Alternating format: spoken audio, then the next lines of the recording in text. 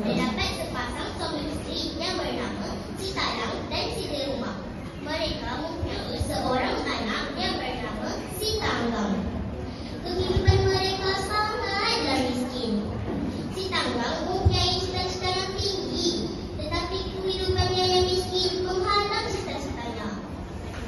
Pada suatu hari, terdapat kapal besar yang melabur di kampung mereka. Si Tanggang pergi mencuba nasib berjumpa nahkoda kapal untuk meminta pekerjaan. Alhamdulillah, rezeki berpihak kepada Si Tanggang. Si Tanggang dilantik menjadi anak kapal. Si Tanggang sangat rajin bekerja.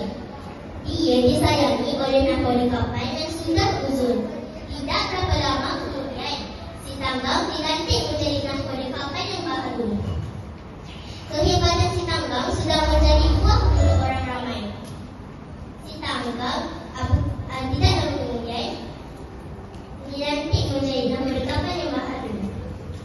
Kehebatan Si Tanggang sudah menjadi buah mulut orang ramai. Pada suatu hari, kapal Si Tanggang berlabur di kampungnya.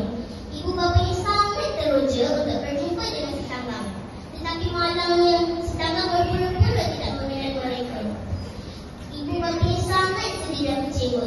Lalu ibunya berdoa kepada Allah agar membalas perbuatan Si Tanggang dan menyumpahnya menjadi batu. Tiba-tiba, angin bertiup kencang, petir berdentang-dentung. Lalu kapal Si Tanggang